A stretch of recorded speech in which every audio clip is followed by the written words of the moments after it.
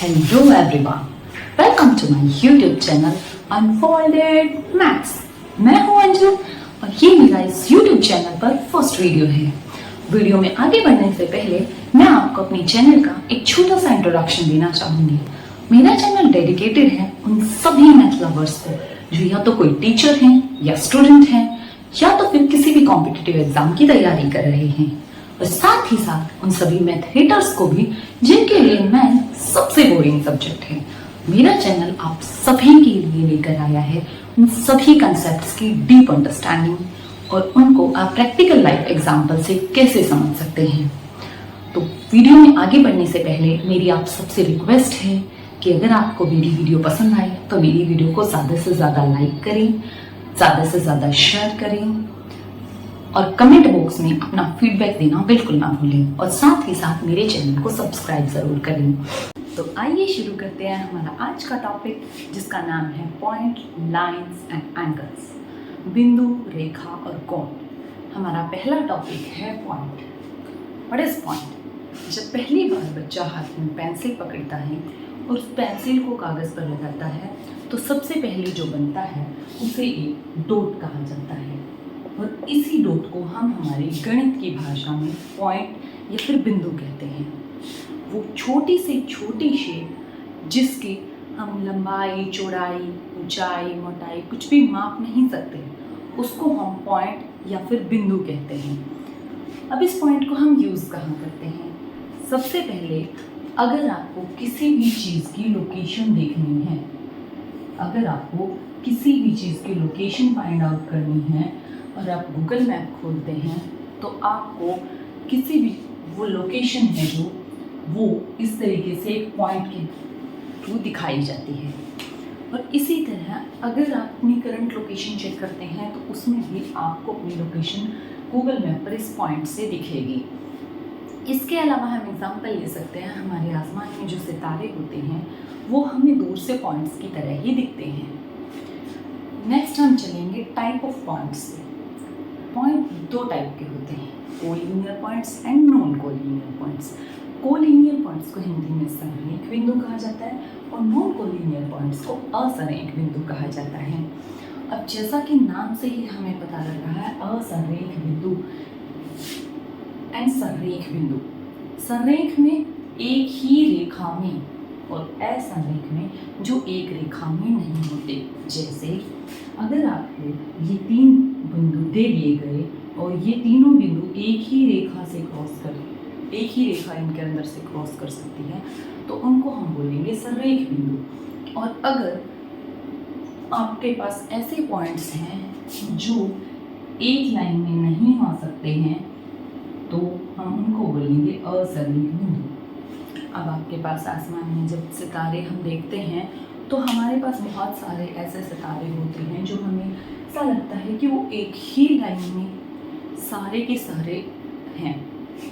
और जहाँ बात असंरेख बिंदु की आए, हमारे पास कुछ ऐसे सितारे भी होते हैं जहाँ हमें ऐसा लगता है कि जो कोई भी रैंडम आकृति बना रहे हैं, कोई भी शेप बना रहे हैं, जैसे कोई भी तारामंडल बना दिया या फिर 4 तारों का समूह, 6 तारों का समूह। और अगर हम इसके अलावा और भी एग्जांपल्स देखें, जैसे रोड साइड जो पेड़ लगे होते हैं वो भी हमारे इसी तरह से कोलिनियर और नॉन कोलिनियर वे में ही लगे होते हैं। तो आई होप आपको पॉइंट और पॉइंट के टाइप्स क्लियर हुए हों। हमारा नेक्स्ट टॉपिक है लाइन यानी कि रेखा। लाइन क्या होती है? अभी अभी हमने पढ़ा था कि पॉइंट्स क्या होते हैं, बिंदु क्या होते हैं। अब उन्हीं बिंदुओं के समूह को हम लाइन या रेखा कहते हैं। जैसे आपने दो प्रकार के पॉइंट पढ़े थे, कोलिनियर पॉइंट्स और non collinear points. Collinear points मतलब वो पॉइंट्स जो एक सीधी रेखा में होते हैं, और नॉन कोलिनियर पॉइंट्स वो पॉइंट्स होते हैं जो एक सीधी रेखा में ना होकर कोई भी रैंडम शेप बनाते हैं, कोई भी विभिन्न आकृति बनाते हैं। तो लाइन के लिए हम पढ़ेंगे उन्हीं पॉइंट्स को, जैसे अगर ये पॉइंट्स एक लाइन में हैं तो भी ये लाइन है, अगर ये एक लाइन में नहीं है तो भी ये एक लाइन है। अब लाइन की एक और कंडीशन होती है कि हमारी जो लाइन होती है वो एंडलेस होती है, यानी कि हम उसकी लंबाई को माप नहीं सकते। हमें उसकी सिर्फ लंबाई ही दिखती है, उसकी चौड़ाई, ऊंचाई, मोटाई कुछ भी नहीं दिखता, लेकिन हम उसकी लंबाई को फिर भी माप नहीं सकते। क्यों नहीं माप सकते? क्योंकि लाइन अनंत तक जाती है, यानी कि आप उसे दोनों ही दिशाओं में, इस दिशा में, इस दिशा में, किसी भी दिशा में उसको आप कितना भी बढ़ा सकते हैं। जैसे लास्ट हमने एग्जाम्पल लिया था तारों का, तो तारों के एग्जाम्पल में हमने क्या देखा था कि हमारी जो लाइन है वो एक सीधी रेखा भी दिख सकती है, या तो फिर वो एक कर्व की शेप में भी दिख सकती है, क्योंकि हमने तारामंडल का एग्जाम्पल लिया था जिसमें हमारे कुछ एक तारे ऐसे होते हैं जो हमारी सीधी लाइन में ना होकर कोई भी कर्व बनाते हैं, कोई भी डिफरेंट आकृति बनाते हैं। अब अगर हम इस लाइन को, जिसकी लेंथ इनफाइनाइट तक जाती है, अनंत तक जाती है, अगर हम उसको फिक्स कर दें तो क्या होगा? फिक्स का मतलब अगर हमने उसको एक तरफ से फिक्स कर दिया, यानी कि हमने यहाँ पे इसको फिक्स कर दिया और इस तरफ से ये लाइन कितनी भी आगे जा सकती है, तो हम इसको कह देते हैं रे। इसको हिंदी में कहा जाता है किरण। रे वो होती है जिसका एक पॉइंट फिक्स होता है और दूसरी तरफ से उसको कितना भी बढ़ाया जा सकता है। इसके एग्जांपल्स में हम ले सकते हैं X rays and sun rays. जैसे सन की जो रेज होती हैं, सूर्य की किरणें होती हैं, वो एक तरफ से फिक्स होती हैं जहाँ से सूर्य से वो निकलती हैं, लेकिन दूसरी तरफ से उनकी लेंथ को हम माप नहीं सकते हैं, वो कहाँ तक जाएंगी, तो उनको हम बोलते हैं रे, यानी कि किरण। अगर हम इस लाइन के दोनों ही पार्ट को, दोनों ही एंड को फिक्स कर दें तो क्या होगा, ये देखते हैं। अगर हमने इसके दोनों ही पार्ट को, दोनों ही साइड से इसको फिक्स कर दिया तो ये बन जाएगी एक लाइन सेगमेंट। क्या बन जाती है ये? एक लाइन सेगमेंट, जिसको हिंदी में कहते हैं हम रेखाखंड। रेखाखंड का मतलब होता है रेखा का खंड, यानी कि रेखा का एक छोटा टुकड़ा। जब भी हमें किसी भी लाइन की जो लेंथ है वो दी हुई है कि हमें एक लाइन बनानी है 5 सेंटीमीटर, 6 सेंटीमीटर की, तो उसका मतलब है वो उस पूरी बड़ी रेखा का एक छोटा हिस्सा है जिसकी लेंथ को फिक्स किया गया है। क्योंकि अभी हमने पढ़ा कि हम लाइन की लेंथ को मेज़र नहीं कर सकते क्योंकि उसकी कोई फिक्स लेंथ नहीं होती है, लेकिन लाइन सेगमेंट लाइन का वो पार्ट है जिसकी फिक्स लेंथ होती है। जब भी हमें कंस्ट्रक्शन के लिए हमारे मैथ में क्वेश्चन दिए जाते हैं तो उनमें क्या कहते हैं कि ड्रॉ ए लाइन सेगमेंट, यानी कि एक रेखाखंड खींचिए जिसकी लंबाई दी हुई होती है 4 सेंटीमीटर, 5 सेंटीमीटर, 6 सेंटीमीटर। तो ये थे हमारे लाइन, रे और लाइन सेगमेंट। नेक्स्ट हम चलते हैं लाइन के टाइप्स की ओर। लाइन के कितने टाइप होते हैं? लाइन के बहुत सारे टाइप हो सकते हैं। जैसे सबसे पहले हम चलते हैं स्ट्रेट लाइन पे। स्ट्रेट लाइन क्या होती है? अभी हमने पढ़ा है कि अगर कुछ ऐसे पॉइंट्स होते हैं जो एक सीधी रेखा में ही एक सीधी रेखा बनाते हैं तो उनको हम बोलेंगे स्ट्रेट लाइन या फिर सीधी रेखा। लेकिन इस स्ट्रेट लाइन को भी हम 3 पार्ट में डिवाइड कर सकते हैं: horizontal line, vertical line and oblique line. Oblique line को हम स्लांटेड लाइन भी कह सकते हैं। हॉरिजॉन्टल लाइन क्या होती है? हॉरिजॉन्टल लाइन को हिंदी में कहा जाता है ऊर्ध्वाधर रेखा। हम इसको आम भाषा में पड़ी हुई रेखा भी कहते हैं, लेकिन इसको ऊर्ध्वाधर रेखा कहा जाता है। हॉरिजॉन्टल लाइन वो लाइन होती है जो इस शेप में होती है, जैसे हमारी जो अर्थ होती है, हमारा जो फ्लोर होता है वो हमारा हमेशा हॉरिजॉन्टल शेप में होता है। जब आप हिंदी की नोटबुक लेकर आते हो तो उसमें लाइंस कैसे मिलती हैं आपको? इस तरीके से मिलती हैं। तो ये लाइंस क्या होती हैं? ये हमारी हॉरिजॉन्टल लाइंस होती हैं। नेक्स्ट है हमारे पास वर्टिकल लाइन या क्षैतिज रेखा। वर्टिकल लाइन को हम हमारी आम भाषा में खड़ी रेखा भी कहते हैं, यानी कि जो रेखा खड़ी हुई होती है उसको हम वर्टिकल लाइन बोलते हैं। हॉरिजॉन्टल लाइन को हम लेफ्ट टू राइट बनाते हैं, किस डायरेक्शन में, लेफ्ट टू राइट बनाते हैं। और हमारी वर्टिकल लाइन को हम बनाते हैं टॉप टू बॉटम, यानी कि ऊपर से नीचे की ओर हम इस लाइन को बनाते हैं इस तरीके से। जैसे हम अर्थ पे जब खड़े होते हैं तो हमारी जो पोजीशन होती है वो वर्टिकल होती है, और ऐसे ही जो पेड़ लगे होते हैं वो भी धरती के ऊपर वर्टिकली लगे होते हैं। हमारे घरों की दीवारें होती हैं उनको वर्टिकली ही खड़ा किया जाता है। तो नेक्स्ट है हमारे पास ऑब्लिक लाइन और स्लैंटेड लाइन। ऑब्लिक लाइन जैसा कि नाम से ही पता लग रहा है, ये एक तिरछी रेखा होती है, यानी कि ऐसी लाइन जो ना तो वर्टिकल हो और ना ही वो हॉरिजॉन्टल हो, तो उसको हम बोलेंगे ऑब्लिक लाइन या तो फिर स्लैंटेड लाइन। जैसे बच्चों के झूले बनाए जाते हैं तो उन पे जो स्लाइड बनाई जाती है वो स्लाइड इसी तरीके से बनाई जाती है स्लैंटेड लाइन की तरीके से, ताकि उस पर स्लाइड कर सके। तो वो इसका बेस्ट एग्जांपल हो सकता है ऑब्लिक लाइन और स्लैंटेड लाइन का। नेक्स्ट है हमारे पास curved line. Curved line, curved line का मतलब है वक्र रूपी रेखा, यानी कि जो दिखने में एक कर्व की तरह लगती है, एक वक्र की तरह लगती है।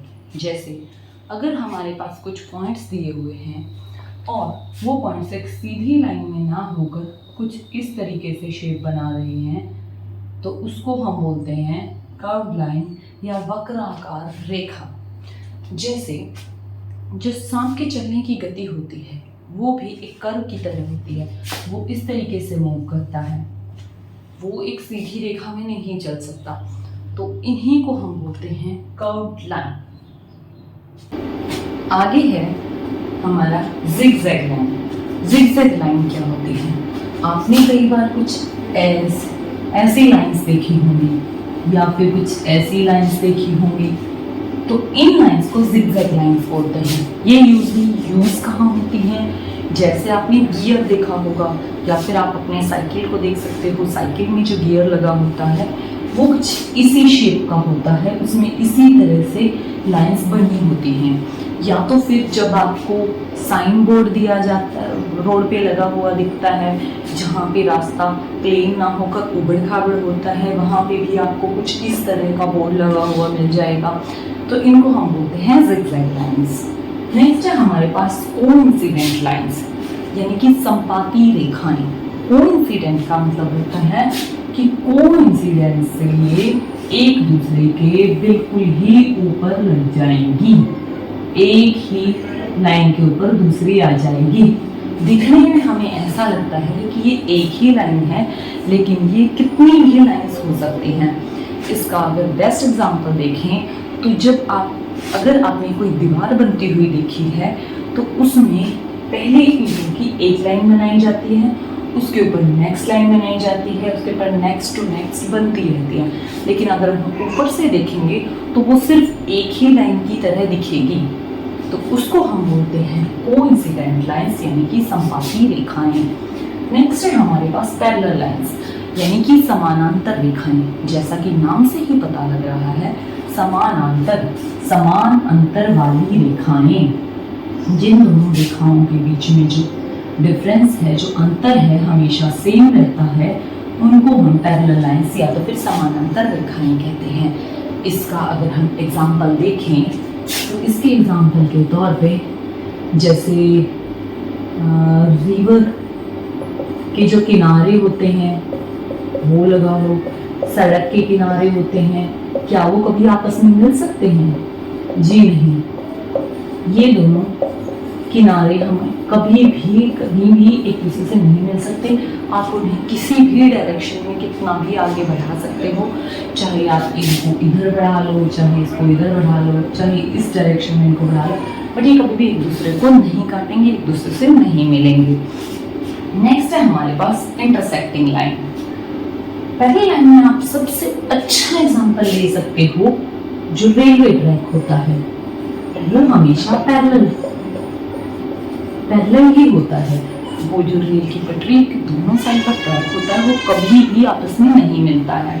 नेक्स्ट है हमारे पास इंटरसेक्टिंग लाइन या फिर प्रतिच्छेदी रेखाएं। जैसे कि नाम से हमें पता लग रहा है, प्रतिच्छेदी यानी कि छेद करने वाली, एक दूसरे में जो रेखाएं इस तरीके से छेद कर दें उनको हम बोलते हैं प्रतिच्छेदी रेखाएं, यानी कि एक दूसरे को भेदने वाली रेखाएं।